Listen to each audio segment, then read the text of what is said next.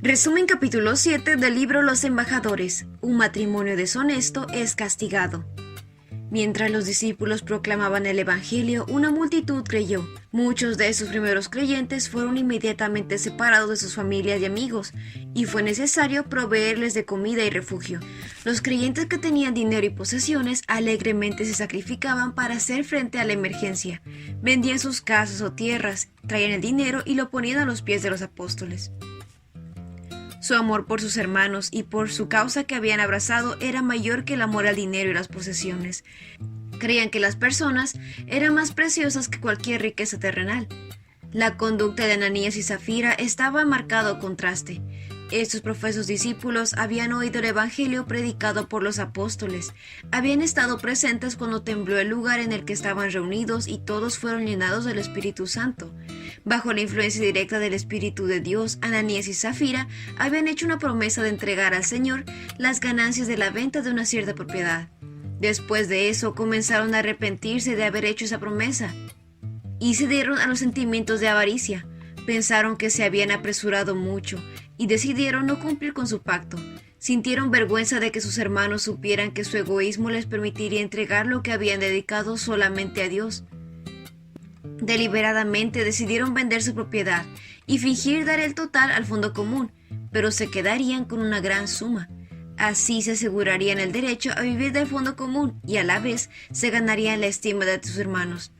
Pero Dios nota la hipocresía y el engaño.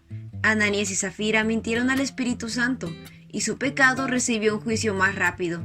Cuando Ananías fue con su ofrenda, Pedro le dijo: Ananías, ¿cómo es posible que Satanás haya llenado tu corazón para que le mintieras al Espíritu Santo y te quedaras con parte del dinero que recibiste por el terreno?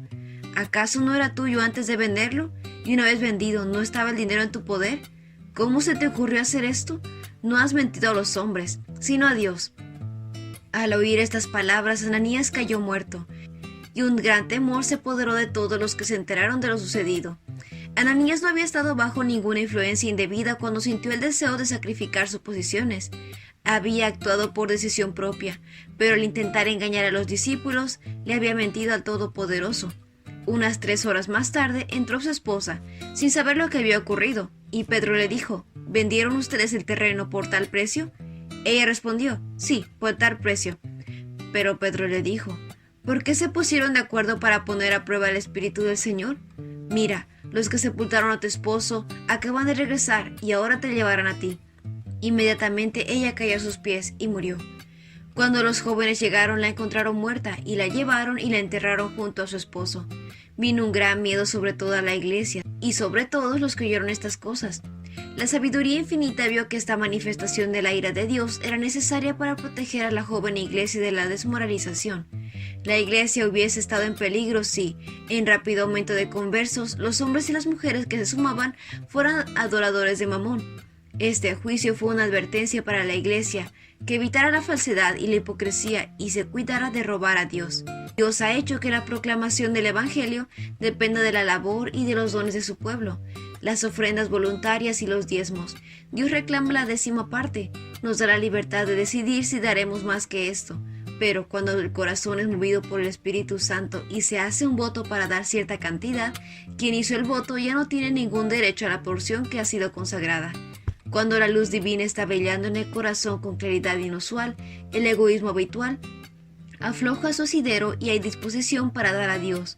Pero a Satanás no le agrada ver que crece el reino del Redentor construido en la tierra. Comienza a insinuar de que el voto fue demasiado, que puede obstaculizar los esfuerzos para adquirir propiedades o satisfacer los deseos de su familia. Dios quiere que aprendamos cuán profundo es su odio por la hipocresía y el engaño. Ananías y Zafira mintieron al Espíritu Santo y perdieron esta vida y la venidera.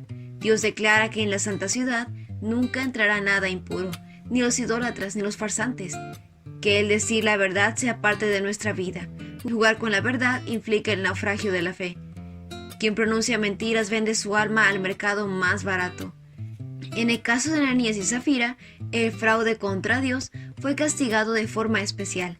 El mismo pecado es cometido por muchos en nuestros días. No es menos detestable ante su vista de lo que fue en la época de los apóstoles. La advertencia ha sido dicha. Todos los que se entregan a la hipocresía y a la avaricia están destruyendo sus propias vidas. Y ese fue el resumen del capítulo 7 del libro Los Embajadores. No olvides compartir este resumen con tus compañeros de clase o con otras personas que tú creas que puedan necesitar este resumen. Nos vemos la próxima.